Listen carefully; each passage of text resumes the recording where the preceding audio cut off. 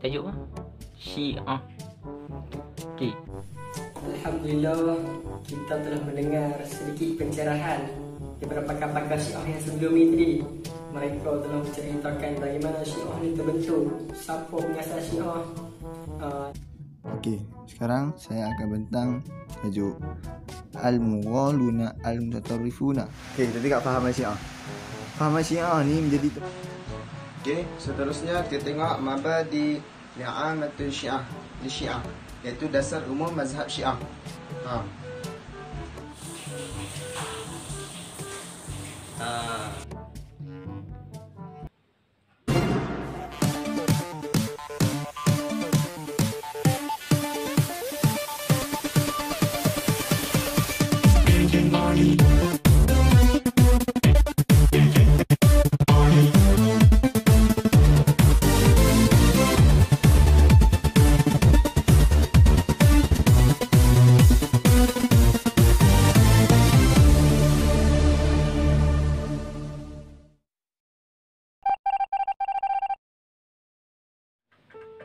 Assalamualaikum warahmatullahi ta'ala wabarakatuh.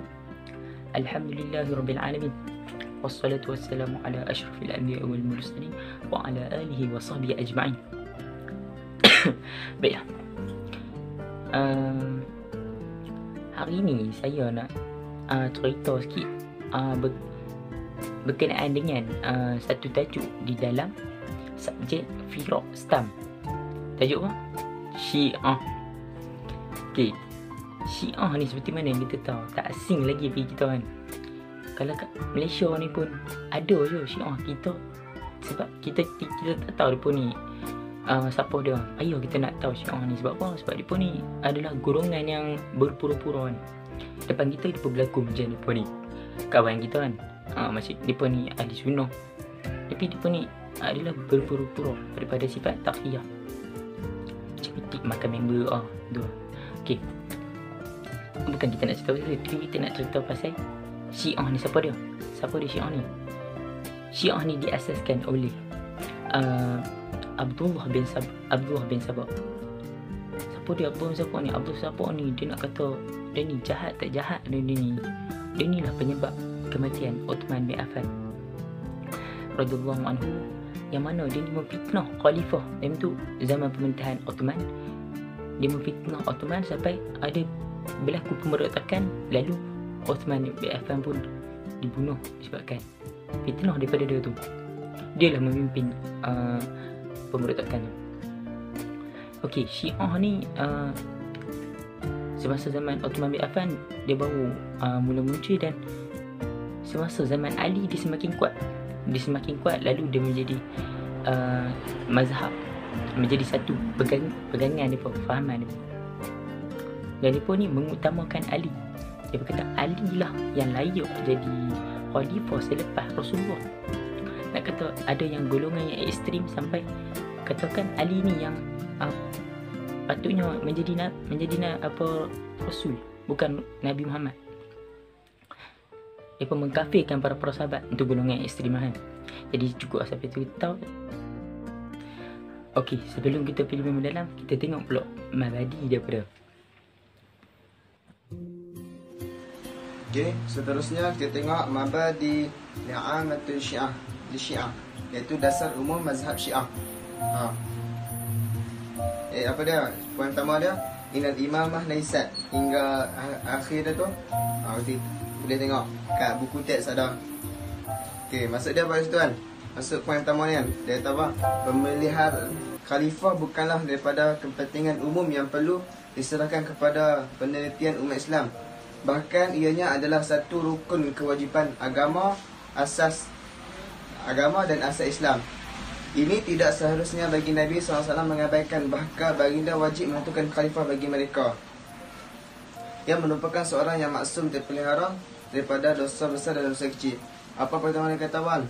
Orang Syiah ni depa menyalahkan Nabi, sebab Nabi kan lantikkan khalifah bukan dengan cara lepas dia ada lantik, lepas ni siapa jadi khalifah, dia tak begitu. Syiah depa kata Nabi ni sepatutnya dia kena lantik siapa khalifah selepas dia. Depa salahkan Nabi pula. Lepas tu dia kata khalifah, siapa yang dia khalifah ni, dia ialah maksum, terpelihara daripada dosa kecil dan dosa besar. Nombor 2, poin dia ayin Sayyidina Rasulullah SAW hingga akhir dia wa sallallahu min qablihi. Okey, maksud dia apa? Mereka mendakwa bahawa Rasulullah SAW telah melantik Sayyidina Ali sebagai khalifah dengan nas yang dinyatakan dan ditafsirkan oleh mereka yang tidak pernah dinyatakan oleh syarak dan ahli hadis. Bermula dari sinilah timbulnya cetusan pemikiran tentang wasiat. Mereka menggelar Sayyidina Ali sebagai pewaris yang merupakan khalifah berdasarkan nas dalil syarak. Bukannya melalui pilihan raya. Mereka juga mendakwa Sayyidina Ali telah mewasiatkan pengganti khalifah selepas beliau. Begitulah setiap khalifah merupakan wasiat dari khalifah sebelumnya. Okey, dia kata buat sini lah. Apa mereka kata, Syiah ni kata apa? Rasulullah lantik Ali sebagai khalifah dengan menggunakan nas dan dalil yang mereka jadikan sendiri, mereka reka. Yang benda ni tak dinyatakan pun oleh ahli hadis. Mereka juga menggelarkan Sayyidina Ali ni sebagai pewaris yang merupakan khalifah berdasarkan nas dan dalil mereka buat tu. Kalau mereka kata apa? Mereka mereka ni mereka kata Nabi lantik Sayyidina Ali sebagai khalifah menggunakan dalil dan nas mereka yang mereka sendiri, bukan memulai pilihan raya. Mereka juga mendakwa Sayyidina Ali telah mewasiatkan pengganti khalifah selepas beliau. Mereka kata Ali ni lantik khalifah selepas dia. Okey, poin nombor 3 dah, iaitu Sayyidina Ali radhiyallahu anhu afdal khalifah hingga akhir dia wa mata ala hubbihi. Maksudnya apa? Sayyidina Ali adalah sebaik-baik ciptaan Allah di dunia dan di akhirat selepas Rasulullah SAW. Siapa yang menentangnya atau memeranginya, maka dia adalah musuh Allah, melainkan sekiranya dia telah bertaubat dan mati dengan kecintaannya terhadap beliau. Kita biasa Syiah kita kenal ni, mereka ni taksub dengan Sayyidina Ali kan. Mereka kata Sayyidina Ali ni ialah sebaik-baik ciptaan Allah di dunia dan akhirat selepas Rasulullah. Siapa menentang dia ni ialah musuh dia. Itulah. Alhamdulillah, kita telah mendengar sedikit pencerahan daripada pakar-pakar Syiah yang sebelum ni tadi. Mereka telah menceritakan bagaimana Syiah ni terbentuk, siapa pengasas Syiah. Ada yang telah menerangkan Mabadi, tapi tak habis lagi. Saya akan sambung Mabadi yang seterusnya. Okay, Bismillahirrahmanirrahim. Mari kita belajar. التقية هي أن يحافظ المرء على أرضه ونفسه وماله مخافة عدوه فيظهر غير ما يبطن. Taqiyah ni adalah berpura-pura. Maksudnya seseorang itu melindungi maruah, diri dan hartanya daripada bahaya musuh dengan cara menzahirkan sesuatu yang berlawanan dengan apa yang ada di hati mereka. Fahiya madaratu wa kitman. Taqiyah adalah berpura-pura dan menyembunyikan perkara yang sebenar. Di sini saya akan menceritakan sedikit sebanyak tentang taqiyah ni. Okey, konsep taqiyah ni adalah prinsip asas bagi Syiah dan ianya sebahagian daripada ajaran mereka. Diriwayatkan daripada pemimpin-pemimpin mereka dengan ungkapan tidak ada agama bagi mereka yang tidak ada taqiyah dalam dirinya. Wa ba'da dhalik anna al-imam ya'lamu az-zahir wal batin. Selain daripada perkara yang dinyatakan sebelum ni ataupun mabadi-mabadi yang sebelum ni, mereka juga menambah bahawa seseorang khalifah itu mengetahui apa yang tersurat dan tersirat. Wa awwalu min atlaquha bihadzal ma'na wa huwa Abdullah bin Saba la'nahullah subhanahu wa ta'ala.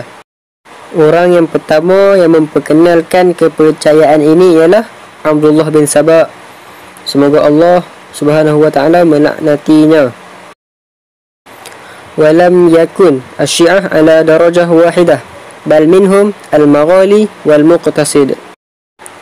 Pengikut Syiah ni tidak terdiri daripada satu peringkat yang sama saja. Bahkan ada di antara mereka golongan fanatik dan ada juga di antara mereka golongan yang sederhana. Guys, sebelum hampa sambung tengok tengok video ni, kalau apa nak tahu, video ni disponsor oleh Milo. Minuman yang sihat untuk otak yang cerdas.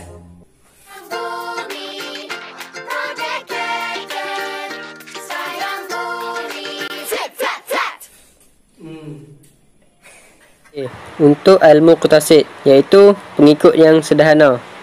Mereka ni melebihkan Sayyidina Ali berbanding para sahabat yang lain, tanpa mengkafirkan seseorang pun daripada sahabat tu. Dan mereka juga tidak mengangkat Sayyidina Ali ke peringkat menjadi Nabi. Wal Maghalun. Maghalun ni apa? Maghalun ni adalah pengikut yang fanatik. Dia terlalu taksub dengan Syiah ni. Okey, apa ni Maghalun? Mereka bukan sahaja melebihkan Sayyidina Ali berbanding khalifah-khalifah yang lain, dan mereka juga percaya yang Sayyidina Ali ni seorang yang maksum, yakni terpelihara daripada dosa besar dan dosa kecil. Yang lebih teruk lagi, mereka mengangkat Sayyidina Ali ni menjadi Nabi, dan ada di antara mereka yang menganggap bahawa Sayyidina Ali ni sebagai Tuhan. Dan ada juga di antara mereka yang menganggap sifat-sifat Tuhan ni menjelma pada Sayyidina Ali karamallahu wajhah. Wa minhum man qala kullu ruh imam hulat fihi al-uluhiyah tantaqilu ila al-imam alladhi yalihi. Dan antara mereka yang berkata, setiap roh pemimpin mereka yang mempunyai sifat-sifat ketuhanan akan berpindah pada pemimpin yang selepas dia. Puak Syiah ni mereka menjadikan kecintaan terhadap ahli keluarga Nabi SAW sebagai topeng bagi menyembunyikan setiap keinginan hawa nafsu mereka. Okey, sekarang saya akan bentang tajuk Al-Mughaluna Al-Mutatarrifuna. Maksudnya golongan yang begitu fanatik dengan Sayyidina Ali. Yang pertama ada yaktafu bitafdilihi alal khulafa. Maksudnya mereka ni melebihkan Sayyidina Ali berbanding dengan khalifah-khalifah lain. Yang kedua, wa asmatuhu, iaitu maksudnya mempercayai beliau Sayyidina Ali itu adalah seorang yang maksum. Yang ketiga, raf'uhu ila martabati an-nubuwati. Maksudnya ada yang mengangkat ke peringkat menjadi seorang nabi. Yang keempat, wa minhum man alihihi. Maksudnya mereka menganggap Sayyidina Ali ni sebagai Tuhan. Yang kelima, wa minhum man za'amil hulul alihi fihi. Ada yang menganggap sifat-sifat Tuhan ada kepada Sayyidina Ali. Okey, kita tengok fahaman Syiah. Fahaman Syiah ni menjadi tempat yang sesuai untuk melahirkan kepercayaan roh kembali ke alam nyata menggunakan konsep penjelmaan. Ada 3 bentuk yang kita boleh tahu tentang fahaman Syiah. Jangan percaya pula ni fahaman Syiah. Yang pertama, mereka boleh menyerupai bentuk, menyerupai satu benda. Yang kedua, mereka boleh menjelma dalam bentuk yang tertentu. Yang ketiga, mereka boleh menggantikan tempat tu. Okey. Dan mereka menganggap Nabi belum berakhir. Next, kita tengok peringkat seterusnya. Syiah ni menjadi tempat untuk orang yang musuh Islam nak masuk. Sebab pertama, mereka ingin menghancurkan Islam menggunakan Syiah. Sebab mereka ni ada hasad dengki. Yang kedua, mereka ingin masukkan ajaran nenek moyang mereka seperti Yahudi, Majusi, Nasrani ke dalam Syiah. Yang ketiga, mereka ingin membebaskan negaranya. So, orang musuh Islam nak masuk dengan Syiah ni untuk menyesatkan lagi umat Islam. Okey, kita tengok Imam 12 mazhab Syiah ni. Yang pertama ialah Ali bin Abi Thalib. Yang kedua adalah Hasan. Yang ketiga adalah Husain. Yang keempat adalah Ali Zain Al-Abidin. Yang kelima Muhammad Al-Baqir. Yang keenam Ja'far As-Sadiq. Yang ketujuh Musa Al-Kazim. Yang ke-8 Ali Ar-Ridha. Yang ke-9 Muhammad Al-Jawad. Yang ke-10 ialah Ali Al-Hadi. Yang ke-11 ialah Al-Hasan Al-Askari. Yang ke-12 ialah Muhammad Al-Mahdi. Dan belah sini pula ada nombor kat ni. Dia nombor 7 ni Ismail. Yang ke-8 ialah Muhammad. Yang ke-9 ialah Abdullah. Yang ke-10 ialah Ahmad. Tu yang ke-11 ni Al-Hasan Al-Askari. Yang ke-12 ialah Muhammad Al-Mahdi. Okey. Ana adalah orang terakhir dalam kumpulan ni. Kita nak bincangkan tentang apa? Dan nak bincangkan tentang batlan dakwah al-batiniyah wal bahaiyah wal qadaniyah, iaitu kita nak mengupas balik tentang sesatnya dakwaan tiga golongan ni. Kumpulan apa? Batiniyah, bahaiyah dan qadaniyah. Okey. Yang mana kita tahu tiga-tiga golongan ni mereka masing-masing pemikiran mereka bercanggah dengan asas dan prinsip-prinsip Islam. Lepas tu kita tahu mereka ni juga berdakwah di tengah-tengah masyarakat orang Islam kan. Mereka berdakwah dengan cara membawa kesesatan. Dengan cara membawa kesesatan dan mendakwah diri dengan cara sebagai orang Islam, mendakwah diri mereka sebagai orang Islam. Lepas tu kita tahu mereka ni juga mentafsir Al-Quran dengan perkara-perkara yang boleh merosakkan Islam dan meruntuhkan asas-asas dalam orang Islam, asas dalam Al-Quran. Okay. Lepas tu jadi tujuan Allah turunkan kitab-kitab samawi supaya untuk menjelaskan kepada mereka tentang prinsip-prinsip Islam ni dan supaya mereka memahami dan beriman dengan kitab-kitab samawi ni. Begitu juga dengan Allah turunkan Al-Quran ni, yang Allah turunkan kepada Nabi Muhammad, iaitu Allah perintahkan Nabi Muhammad untuk menerangkannya pada orang-orang Islam tentang wahyu-wahyu yang Allah turunkan supaya mereka beriman lah. Lalu Nabi pun melaksanakannya. Okay. Lepas tu yang kita tahu kan, sesiapa sahaja yang mendakwa diri mereka ni sebagai Nabi ataupun Tuhan, confirm lah kita boleh tahu ya, mereka ni dah jauh daripada jemaah Islam dan automatically dah boleh menyebabkan mereka hukumkan diri mereka sebagai kafir. Lepas tu bab ni juga dia Allah nak tolak dakwaan dan menafikan dakwaan kumpulan bahaiyah ni. Mereka kata apa? Mereka kata Nabi Isa ni dia mati disalib dan dibunuh. Jadi Allah nak tolak fahaman nak tolak depa punya dakwaan ni, kumpulan bahaiyah ni. Jadi Allah turunkan ayat apa? Dia surah An-Nisa ayat 157 yang bermaksud apa? Padahal mereka ni tidak membunuhnya dan tidak memalangnya, yakni di kayu palang, iaitu salib. Tetapi diserupakan bagi mereka orang yang membunuh itu seperti Nabi Isa. Tu Allah turunkan ayat tu nak nolak balik dakwaan kumpulan bahaiyah ni.